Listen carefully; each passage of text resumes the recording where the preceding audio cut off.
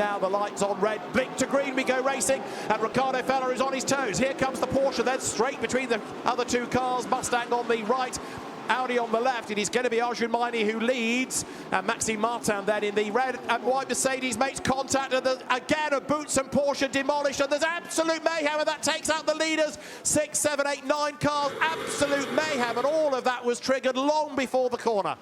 It was just, it went on early. That was the problem. Row 6, Junqueira got a mega start to start with. It was only the 17 Get Speed car that did it officially. There must be 9, 10, 12, 15 cars wiped out, and it's still going on. We're under green still at the moment.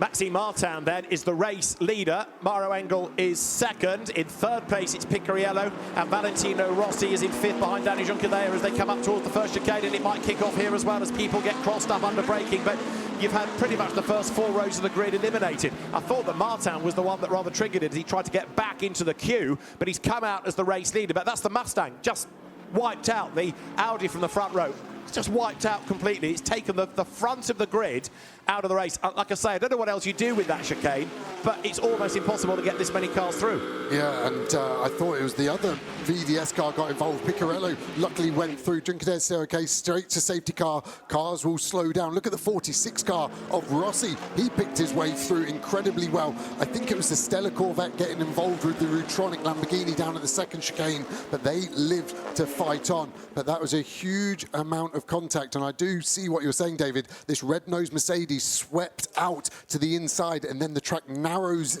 and he had to go somewhere. And was that the Constantine effect, side to side?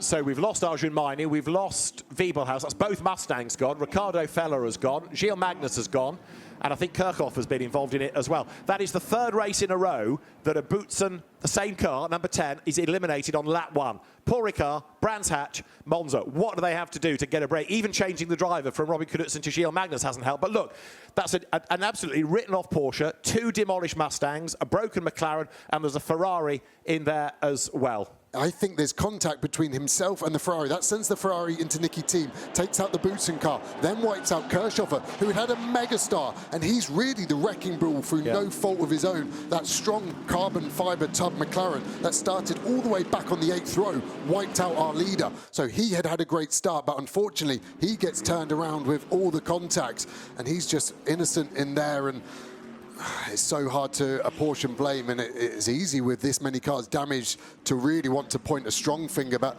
well, we go racing. The green flag is out, and so at the end of lap 6, we're back in business at Monza. Maxime Martin leads across the line. That incident is being investigated, so any penalties come, we'll tell you. It is Martin ahead of Engel, and then in third, Alessio Picariello, and this time it's a lot calmer as everyone's in single file. Junqueira's got smoke coming from that front corner, the bodywork rubbing against the tyre. Not too bad at the moment, but if that gets worse, then the 2C team are going to have a look at that car. Look at the progress, from some of the cars. Andrew Olo there, 33 places. Reece Barr behind him, 36, 41, 42 places gained. Some big winners from the big losers at turn 1. Absolutely right, with, of course, a chunk of the field no longer actually in the race. So we've lost very nearly 9 cars as there Ivan Klimenko dives up the inside of Renat Salikov, Audi ahead of Mercedes. But it's 3 for the lead, isn't it? You've got Martin from Engel and Picariello's Porsche looking prodigiously pacey right now as they go up through the first of the 2 Lesmo bends. So Mercedes 1, 2, Porsche 3, Mercedes 4. And then in 5th place, Max Lynn having the drive of his life in the RJN McLaren, leading currently in silver. And we've got a big group of cars here. There's a lot of people out of position that would have got caught up at turn 1, didn't get wiped out but lost places. We're hearing that there's the 46 car has a clutch issue. Let's listen to the radio. Danny, still no update from race control. Yeah, but now a lot of cars have finished. Don't think it makes sense, right? Yeah, so they're gambling on an EDS later on. Because so many cars have stopped, they were better off staying out and going for a full course yellow. Yeah, I agree. Danny Junqueira being told that teams are gambling on an EDS, an extended driving stint, which would include a yellow flag in a stint later in the race. Go on. Yeah, Al Fleming there from 2Cs, worked with him at Optimum Motorsport, great guy. And just trying to calm Danny down there, and my worry is here the pace isn't going to be there with the damage still rubbing on the tyre. It is a tyre-limited circuit here. Luckily for Danny, it's on the left side. The right tyre affected has got a bit more life and a bit more bite, but you can see he's having to defend now from the McLaren of Lynn. Polystyrene getting kicked up, and yeah, I worry here. And just interestingly, you gain more under a full course yellow than the safety car because of the bunching of the safety car. There's a lot of strategy at play here we'll talk about in the remaining 2 hours and 39 minutes. So Martin, Engel, Picariello, Junqueira, Lynn and Klimenko up to 6th. Stalikov in 7th place at the minute. 8th is Andriolo, 9th is Reese Barr, 10th is Alex Malikian as the cars wriggle through the chicane. Mikkel Mack gets turned around in the Corvette. He's a sitting duck. People go left and right. And Mikkel Mack thankfully spins the car out of the way and gets going now. That could have been nasty. So race leaders currently work lap 10. You're looking at the Gold Cup train as they come down towards the Parabolica. There is James Kell in the McLaren leading the class. The driver's name on the Lumi rank as he turns into the corner. So this car currently 16th. The class opposition, Simon Birch, in 23rd. So he's got quite a bit of traffic between himself and the opposition as James Kell as he comes now over the timing line. And the McLaren goes through. We've obviously lost Garage 59 McLarens, but James Kell's car for CSA Racing going nicely and with quite a nice cushion over the traffic behind. And a big battle going on now. Look, Giacomo Petrovelli in the blue Aston at the head of the queue as they come diving down towards the chicane. Cars on the left, cars on the right. Breathe in, everybody. There's some late breakers in the background. And yes, they have just about made it through safely, but that was a bit touch and go. No, they haven't made it through safely. BMW and Ferrari go nose to nose, and it's number 71 Ferrari. That's Simon Birch's car that's been turned around. Yeah, he's got to try and find a space. He does it quickly and efficiently. Luckily for him, I thought Birch was going to get beached, but he gets out of there. But a lot of time lost and up to the 21 car on the exit. Spoke slightly too soon, David. I thought you were all right. It kicked off at turn 2. We're seeing that happen a bit here at 4 and 5 as well. Remember that 30 BMW is the one that's done its 3 stops. So this is a strategy that we're going to have to keep an eye on, and at the moment they're going to need a lot of full course yellows and safety cars towards the end of this race for it to make it work. Petrovelli is causing a huge fight behind him. He's well within his right. He's driving clean. He's driving fast, but he's creating an issue behind him of what's this going to be, 10 to 11 cars. Hang on a minute. He's also pulled away by a couple of lengths the other side of the chicane. So Petrovelli trying to respond as Ethan Isha defends now from Matisse Leesman as the BMW looks for a way through. Then you've got Inaiken, then the Valkenhorst Aston of Jamie Day. Sebastian Urgaard is next in the queue, I think. No, sorry, Sean Galisle is next in the queue. And then it's Augusto Farfus and Ugo de Wilde. 2 more BMWs looking to make progress, but Petrovelli starting to scarper. Yeah, he's doing well. He's kind of working people back into him, isn't he? I was worried at turn 2 when Aston Martin got on top of the curb that he was going to get doored as Isha unloaded his car there. And yeah, I know this race has been a little bit boring for maybe some guys at home, but the rain is coming on the radar anywhere in the next hour and 45 minutes to 2 hours by the looks of it. So at the moment we're under sun, aren't we? You can't believe it's going to rain, but it's something else we need to keep an eye on. About Maxime Martin triggering an incident. He did make a good start. He kept pushing. He had to try and push his way back into the traffic, and the net result is quite a sizable accident, and 3 minutes doesn't equate to the damage bill for the teams, but it does certainly affect their race. So in real terms, Engel is the race leader. Yeah, we're on board here with the Corvette, and Mikkel Mack got turned around trying to come through the field. Got Dante Rapongi in front in the Optimum McLaren. In front of him is Frank Pereira, who just cut the second chicane, didn't gain an advantage. Then Benji Gertha in front. They were side by side. Look at the state of the windscreen already. They're going to do some tear-offs, but the dirt and the stones that are being fired at these cars shows you how bad the circuit is in places with what's being brought on by these drivers. Down to the Ascari chicane. Leader has gone by. Maxime Martin staying out for another lap as the team decide when to bring him in. You can't really argue a stop-go penalty like that, as there is the race-leading car, but Maxime Martin will get the news, or already have had the news, and the team will decide when to bring him in. So in real terms, it is Engel versus Picariello for the race lead. Most about going to rejoin as up towards him comes Engel. This determines whether he's going to go 1 lap down or 2. Engel flashing the lights to say, I'm coming. And as they get to the braking zone, 2 laps down, Maxime Martin. Does he play the Mercedes game here and hold up Picariello, or where are we going to see the blue flag regulation? Remember at Paul Ricard, it was a hot topic, wasn't it? And basically there it transpired. If you were getting a blue, there's a car in the wall there at Ascari. That's a McLaren, isn't it? And it's not James Kell's car, is it? Yeah, it is.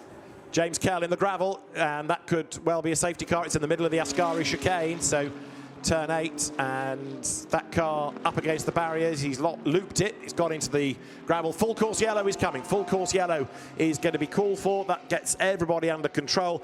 Yeah, the gearbox will have a cooling system where it's got a duct to keep it in control, and that's obviously got damage beyond repair. This is what happens to James Kell by himself, and that's all the dirt that we were talking about getting dragged on, and it just looked like maybe he just put his left side tyres on that and it just understeered off is my first call on that one. And yeah, there's going to be some big winners here. Everyone that didn't stop that first time will now be thinking, do we stop? When do we stop? You want to go as long as you can into the full course yellow to push yourself later in the race. 2C's getting to work. We're green again at Monza as we go racing at the end of lap number 28. Through they go. Mercedes versus Porsche down to turn 1.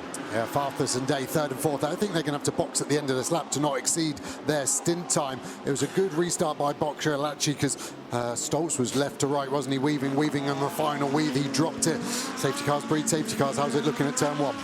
So far, so good. That Day and Farfus have had one pit stop, so stint time sort of reset as a legacy, but you're right, they're going to have to be, or the teams are going to have to be on their toes to make sure that they are brought in before they incur penalties for the amount of time behind the wheel. Safety car has parked itself in the pit lane. I suspect we might see it again before the end of the day, as there is Farfus and Horatio Fitzsimon in the McLaren behind, new to GT3, new to modern racing really this year. Horatio, very, very good in historic single-seaters and sports car racing. There he is, leading Silver. That behind is Etienne Shelley, up from GT4, and further back there, the Greystone McLaren, the turquoise car on the inside going through just. That is Josh Rattigan, GT4 champion, going through, makes the move stick. Gets ahead of Robert Renauer in the black Porsche. Yeah, good move, and he's got some good pace. He's already dropped those cars behind. Gravel getting kicked up, just dropping it in on that gravel trap out of Lesmo 2 is the theme. There's a bit of damage on the front of the Grassa Lamborghini, and even looked like something on the rear as well. So a few things kicking off on the 63. So one pit stop and 2 stints then now for 48, the leader.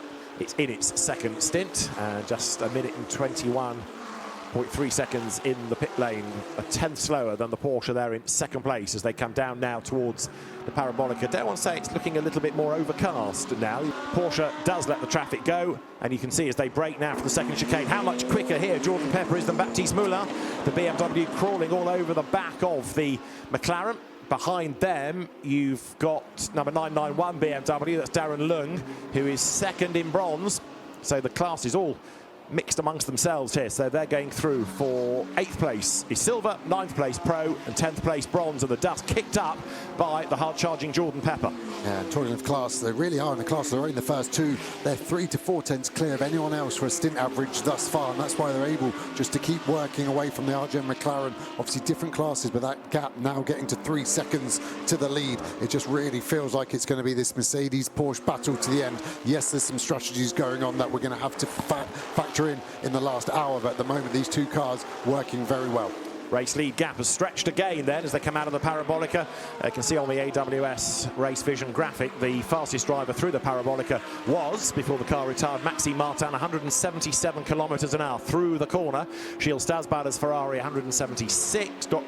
Dante Raponge McLaren just a little bit below on 174. Leaders go by 7 tenths last time. It stretched in fact over the lap 11 tenths. There is 23 McLaren. Let's listen in.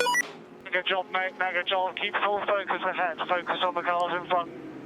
Get away from the car behind. You've got this. Head down. Let's go.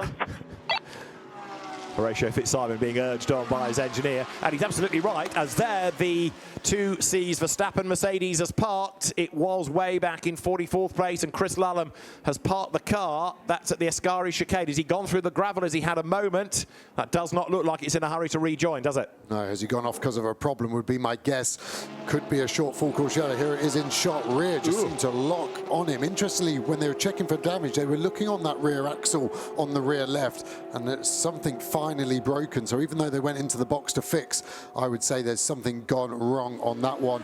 It looks like Lullum's going to get out. They can't recover that under a local yellow. I don't think it is in a place. Smoke billowing out from the bonnet too. Full course yellow is coming.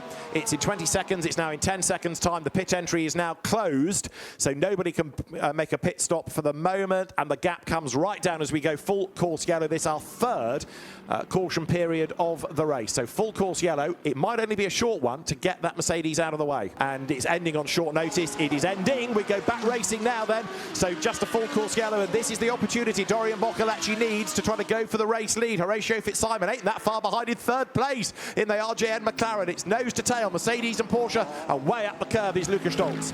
Yeah, this that RJN McLaren that has done it. We heard from the engineer, didn't we, over the radio? RJN are having the race of their life so far. Of course, they were so fast back in the Nissan days, right, winning the championship in the Blancpain days. But now with this McLaren, finally, I think I could hear the excitement in the engineer's voice. They know they're on for a result in their class, let alone overall. At the moment, I don't think Fitzsimon knows that. He's going for the lead.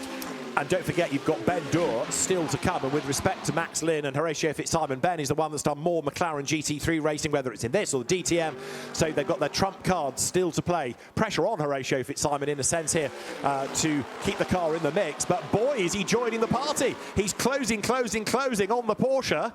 And Dorian Boccolacci now, instead of going after Lukas Stolz, is having to think about where he fends off that McLaren. Horatio Fitzsimon going great guns. But a really fascinating race it is, and it's game on for second place. And full course yellows allowing. We've got another 16 laps or so of this stint in the middle of the race that these drivers could go. So we've got a huge treat on our hands. Bob Neville will be looking as Sean Gallel finally gets out of the car. And like I said, he couldn't go over 127 minutes. So they've had to stop that car there. Maybe wanted a bit earlier, but obviously pit was closed under the short full course yellow. Yeah, I was about to say that perhaps came at the wrong time for them. So maybe this is another car that's going to be slightly disadvantaged by that. Now Fitzsimon has dropped back a little bit from Boccolacci, so Dorian has just steadied that proverbial ship. Tell you what, Lukas Stolz likes his curb, doesn't he? Every time I look at that Mercedes, it seems to be clambering over a curb somewhere.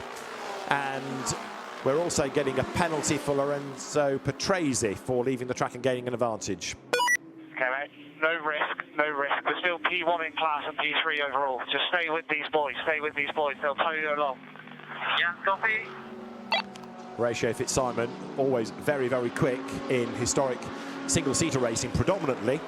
Raced a lot in the UK, but we're talking largely club level, admittedly, but he's also raced in the States, coming up to race at this level. The more time he spends in the car, the more time he finds, the better he gets, the more confident he gets.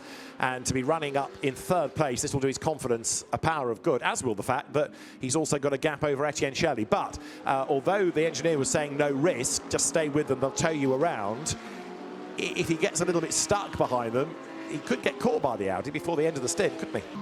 Max Lynn then, who looks on. Horatio Fitzsimon is having the race of his life here. Bob Neville, and another car in the gravel. That's Kolovos, isn't it? Kolovos Jr. in the Porsche. That's going to be an interruption, I'm afraid to say, because it's way off at Lesmo 1. Way into the gravel trap, and you can see it's left some debris, and it's between the two Lesmos. But yeah, he's gone off at Lesmo 1. He's finished midway between the two, and that, without some assistance, ain't going anywhere. Here it is in replay. He's too quick into the corner, damages the car, bodywork flies, and he's way out of line. Yeah, rips the carbon fibre mid-floor off, and the diffuser actually you can see hanging off.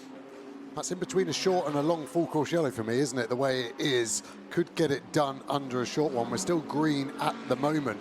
Who would this benefit? Not really anyone that I can see at the moment. We're still too long away from the end of the race to get done on one stop, so it doesn't help WRT just yet. Full course yellow is coming. I would offer you it's going to be a long one because it's going to take a bit more time to get a recovery vehicle over there and drag it out of the gravel, because I think you'd have to do it from the inside of the circuit, not the outside. But we now go full course yellow. This is our fourth interruption of the race. What was your magic number of last year? 9. That car owes us a pit stop as well in 5th place. So there's still a lot that's going to shake out of this race. We're back to green flag racing.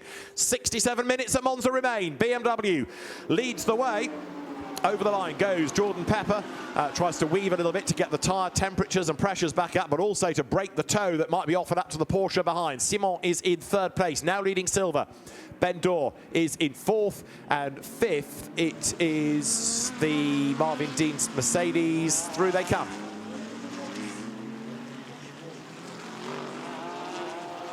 So 48, which is Lucas out. 28th, he can go to the end now. That car has done Oh, no, that still owes us a pit stop, doesn't it? Because it's only done 2. We've got the driver that can go to the end, but they still need to do their 3rd regulation stop. Yes, with the correct driver in the car, but not on the time. They can't do more than 52 minutes on the green or 57 with full course yellow. And obviously we're at 66 minutes remaining of this race still. Yeah, but Lucas Auer can stay in the car to the end. All they need to do now is, at the right point, tick off that last pit stop. Change for the lead in silver again, because Ben Durr has gone back ahead of Gaspar Simon. Boccolacci kicks up the dust into his face as they come off Lesmo 2. So they're back up into the Silver Cup lead, and 3rd overall is Ben Durr.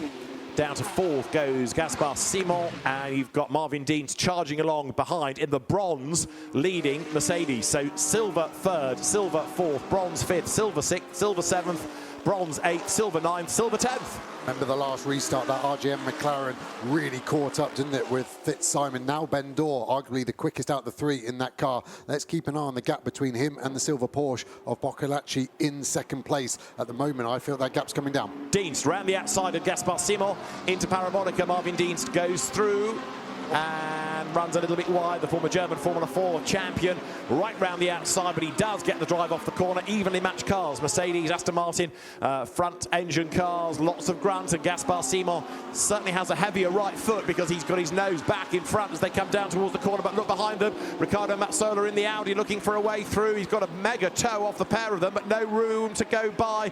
Hard on the brakes, Gaspar Simon retakes the place. Good hard racing that. And still, of course, they all owe us one last pit stop. In the background, you've got Gaspar Simon being caught by Marvin Dienst. Got a yellow flag at the moment as well. Can't see who it is, but we are now very close to getting to the end. If there is a full course yellow, I expect everyone to dive to pit lane. Stint can't go over 57 minutes. It gets rounded down to there, so you could finish the stint 57 minutes, 59 seconds. Take away the 79 seconds you're in pit lane as well. We are now in the window to get to the end on one more stop. Jordan Pepper, race leader, getting away now because Boccolacci is having to defend from Ben Durr. He doesn't want that McLaren to go through, of course. He wants to maintain track position, even if the McLaren were able to then get up against the BMW. So Boccolacci hanging on to 2nd place. There are more cars now with 51 minutes to go serving the last regulation stop. Let's see whether any of the top 3 come into the pits this time around. No, no, and no is the answer to Pepper, Boccolacci and Durr. They go by. Marvin Dienst 4th, still well clear within bronze. Darren Lung still being shown in 991 as the cars come down towards the chicane. So race order, Jordan Pepper 1.7 seconds to the good from Dorian Boccolacci last time around. Ben Durr in 3rd place, Marvin Dienst is in 4th as the cars make the run again through the Curva Grande. And now Jordan Pepper coming up against back markers, so he's got to be careful here. We're having a drive-through penalty given to Riccardo Pera. Remember, he turned the McLaren 555 around at the first chicane. So drive-through is coming for 97 Porsche Ricky Pera, and now up and down the pit lane. Final drivers are ready. That's Kelvin van der Linde. He is going to get on board the lead car. 50 minutes to go. Oh, bit of hip and shoulder there. Kian Jewis getting involved with number 71 of Frederick Schandorf. Frederick, very rapid McLaren racer and a Lamborghini Super Trofeo World Final winner as well. Lucas Auer is up with them as well now. So Auer in 18th place. Schandorf had cleared Jewis, and then that little bit of a run between the two as Jewis tried to get the place back here. Last year's British GT champion, another underrated Brit. Good to have him in World Champions this year. Lucas Auer even having time to adjust the mirror. Arm's just about long enough for that one, isn't it? I thought these days it was all done on a computer camera screen, but no, good old-fashioned mirror required as down they come now into the Variante Ascari. Mercedes on Mercedes here. Auer on to the back of the 2C's car. Doesn't look like it's being shaken around, that mirror, as in comes the leading pair of cars. So Pepper to give way to van der Linde and Boccolacci for Maurice Schuring. This is going to be a fascinating last stint. Lap times, therefore. The last lap by Ben Durr, by the way, the race leader, was the car's best of the race. So now on lap 64, as he was, he's still able to pump out good lap times now that he's got a clear bit of real estate around him. Others are still pushing hard as well. And with 35 minutes of the race to go, still up for grabs. I thought it had some bodywork flapping. It's missing its right-hand sill, that 98 car, so performance-wise, okay, like you said, lap time-wise, although the last lap was 7/10 off Ben Dor's best, and yeah, definitely missing that right-hand sill. With everything that's gone on today, probably accept that on your insurance claim as a pretty light escape. And 7/10 off a McLaren time, in a sense, mirrors what we've seen over the practice and qualifying sessions, because, again, we've been saying it all weekend, those BMWs have just not really been that quick, and it's only because of clever strategy that we're talking about a WRT car now vying for the race lead. There's 87, Marvin Dienst, 6 seconds back now, but still leading in bronze, and he's quite a long way up the road, isn't he, from the other Mercedes that he's fighting against, Kian Jewis's car. The margin is about 24 seconds between first and second within bronze. As you look there at Robert de Haan, very feisty Porsche racer of years past, coming down to the Variante Roggia in the red and white Paradigm BMW. And he's busy defending. Enrique Chaves right there behind him. And it hit the limiter. I think he's going to lose a position here, maybe 2 as well. Let's have a look. Dienst then is ahead of the BMW coming into the corner. Up the inside goes Robert de Haan, but no, Marvin Dienst is able to take the line for the corner. He stays ahead. Good recovery, that. Yeah, smart move. He sent it in deep on the brakes. It wasn't the ideal line, but it kept him the position, which was worth more than that. But yeah, normally as a driver, if you haven't heard in a while, you just drop a little radio check just to make sure everyone's still awake and watching what you're doing. But maybe that hasn't happened. Some teams even have a procedure where there's no radio and you indicate left for yes, right for no, flash for okay. And let's see what happens to Winwood, because this car is obviously on for a mega result right now. Yeah, it's well clear in bronze. The opposition in bronze is 91 Porsche that Hugh van Eindhoven has taken over from Robert Renault, who took over from Ralph Bohn. There is Dienst up the curbs. And remember, with 25 minutes to go, we're getting to the period for the last pit stop. BMW way wide through the gravel and just scrabbling back onto the racetrack. That was 998. Jens Klingmann, who doesn't often do things like that either. Previous race winner here at Monza as well in the BMW. The gap is growing from Ben Dor to Van der Linde. It's now gone another second up. So even with traffic for Ben Dor, he is doing a mega job here. This is starting to flow into their race ever so slightly. He's going to have to box in the next 5 minutes, however, so he may squeeze 3 more laps in. Is he able to get that gap big enough where he can take the lead in pit lane? Risks in staying out for another lap, I think so. The 44 still not moving. Damage on the 2C's car. That's done an engine fire underneath.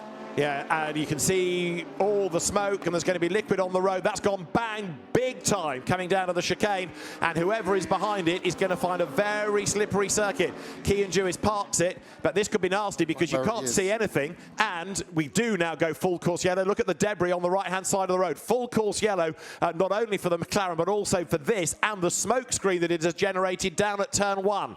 So Dor does win halfway through his pit stop, so it is a gain. I think he'll take the lead, but I think Dienst, if they can get him in the pit lane, will take the lead. If they don't, then it goes to the Audis behind him, and then Lucas Auer will get a benefit from this. Yeah, the McLaren gets going, but this is going to obviously go long. Are we even going to get back to green with the amount of oil down in turn 1? Well, let's see. There's all that debris to clear. So Pintos has clearly had a wild ride to get to where we picked up the car. Look at the majority of the under tray and the rear diffuser of that McLaren scattered on the other side of the circuit. The rear of it is somewhat different from how McLaren intended it, because he bit hanging off it. That car gets going, but it's all of this. It's the liquid, it's the smoke, it's the oil put down. Thankfully, the smoke's dissipating fairly quickly. We're under our 5th caution period of the race. We've got 21 minutes to go, and the BMW there comes through with Parabolica. The whole pit straight behind the RGM McLaren. That's how much it's gained them. 30 seconds is the big difference, but this is going to be 15. So RGN at the moment are leading this, and they are clear of these 2 cars because they pitted under green. RGN at the moment made the right call. It's whether everyone else behind them can do the same, and I think they can. The interesting thing here actually is because we're at 80 Ks, is Dienst going to get in the pit lane before his stint time runs out, because he's only got 1 minute and 40 seconds to get to pit lane. And where is the car on the road? The answer is that he is trickling down towards the Parabolica, I think I'm right in saying, in a big queue of cars. I think he might get in. I think he should be okay. 20 minutes remain. 20 minutes. Talk about lucking in on strategy, but you run your own race, and sometimes you win and sometimes you lose. Poor old RJN, you've got a feel for. So close to a class win, so close to an outright win, but not today. Yeah. Dennis Marshall winning the bronze class as well, worth shouting them out. Oh, yeah. Kyrgios just behind as well. And Sagaris in the 42 BMW will be happy. Century with by Oman Racing will have had a strong day as well. Nearly a podium for Ziggo Sport Tempesta as well. We've got a feel for Bob Neville's team, but Arkin Arka's squad, loyal to Audi. They lost the number 99 car, of course, a legacy of the early damage. They're doing this without one of their regular stars. Alex Arkin not racing this weekend. We look forward to seeing him back at Spa. But as far as the last lap is concerned, they're just going to run to the checkered flag, and Rocco Mazzola will bring it home. 29th on the grid, they started, and they're going to bring it home. When was the last Audi victory in GT World Challenge is the next stat we need to get to the bottom of. Put your anorak on, delve into the pocket, but it's been a long time, and a car that people had written off as old, past it, only good for GT3 revival. Well, we said it was capable of class wins. Don't think anybody predicted an outright win, did they? They really did. And the checkered flag awaits. The clock has hit 0, and so it is going to be number 66 Audi then that takes the checkered flag to win. A great effort this from Rocco Mazzola, from his co-drivers Sebastian Ogard and Ariel Levi, making history by being the first Israeli winner in GT World. And you can see the celebrations. A day for the underdogs. Audi wins at Monza. The drivers involved in the incident at turn 1 are out of the cars, taken to the medical centre for checks. It's hard luck, cruel luck for some, but utter delight there. Arkin Arka, a larger-than-life character, embracing everybody he can find, and he can't believe it. So there'll be a lot to investigate, I think, for the stewards. So the provisional result, Rocco Mazzola, Sebastian Ogard and Ariel Levi. The winners from Lucas Au, Lucas Stoltz and Mauro Engel. Baptiste Moulin, Romain Andriolo, Florence Lequerture come home third ahead of Maurice Schuring, Dorian Boccalacci and Alessio Picariello. Augusto Farfus, Jake Dennis and Raffaele Marciello fifth, brackets how, because that was a long way back for most of the race. Horatio Fitzsimon, Max Lynn and Ben Dorr sixth. It's a good result, third in class, but it could have been so much better. Should have been so much better, you could argue. Kelvin van der Linde, Jordan Pepper, Charles Weir, 7th from Luca Engschler, Marco Mappelli and Patrick Niederhauser. 9th and 10th, your top two in bronze. Dustin Blattner, Lorenzo Petresi and Dennis Marshall, the class winners from Giacomo Petrobelli. Lorcan Hannafin coming new into the Blackthorn and Kyrgios team, and the redoubtable Johnny Adam making it home in second in the class. You're looking at the different category winners on the right-hand side of that result sheet, but you see how many cars did not get to the end, eliminated late race, so many that were running in the leading group. Best news of all, although there are some damaged cars, the drivers are all okay, and we look forward to seeing them all back on track in the CrowdStrike 24 Hours of Spa.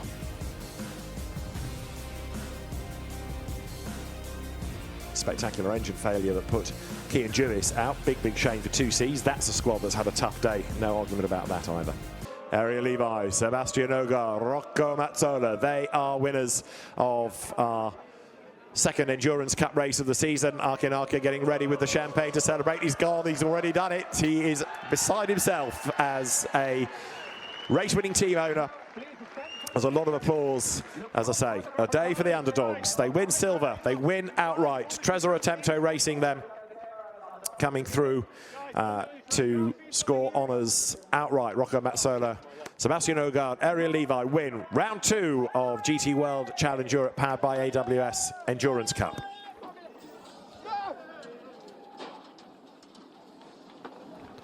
The champagne sprayed, and a very happy team indeed.